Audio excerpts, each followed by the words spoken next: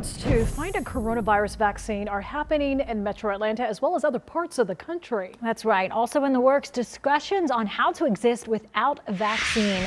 The doctor is in this afternoon. Dr. M.G. Finn is a professor at Georgia Tech's School of Chemistry and Biochemistry. He joins us live tonight. Doctor, thank you for being with us. You're very welcome.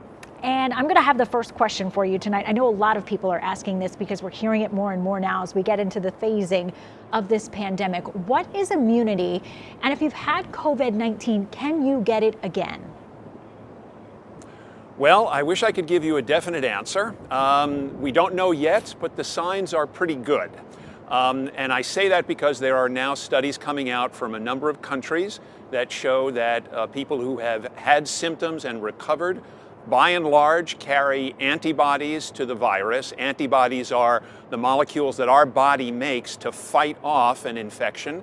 And when you make antibodies of a certain kind, you keep them around so that if the infection returns, your body can fight them off very quickly so that you don't know that you've actually been infected again. That's what's called having immunity. Well, a lot of people who have had this particular coronavirus have antibodies. And in fact, this virus is much like the previous coronaviruses. People may remember SARS or MERS. Those are variants of the coronavirus that appeared a few years ago. And the people who were infected with those viruses also developed antibodies and largely immunity. However, I must emphasize that we do not yet know if most people will be immune to this particular virus by virtue of having those antibodies, but at least so far, the signs are good. That doesn't mean that you should go out and run around if you've experienced symptoms and have recovered. That doesn't mean you are immune. We need a lot more study about this, but we believe that the signs are reasonably good that exposure will result in immunity. Dr. Finn, you brought up something very important when you mentioned the antibody test. There are hospitals in Metro Atlanta, including Emory, that are now taking those tests. Once you've had COVID-19, you go and get an antibody test. What is the next step? How does it help someone? Well, the next step will depend on what researchers find about those antibodies. So it may very well be that having the antibodies does not protect you to further exposure, further infection by this virus. If that is true, then the antibody test won't be very useful for knowing if you are safe.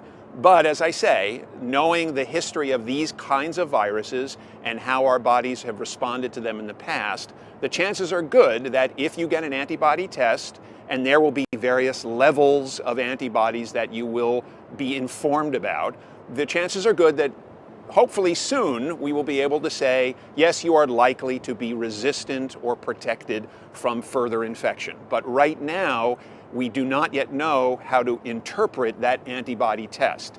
It's very useful to know that you have antibodies, therefore you know you've been exposed. Many people don't have symptoms, for example, but may have been exposed and infected and recovered or cleared the virus with antibodies. So it's still useful to know, but we don't yet know what that means for each individual person. Still more to learn there, Dr. Finn. Lastly, this question too, because we're again hearing this more and more, herd immunity. It's a phrase that's popping up. What exactly does that mean? Well, the passage of virus from people to people in a population depends upon each person who gets infected having the ability to be infected, the virus reproduces, and then is transmitted to other people.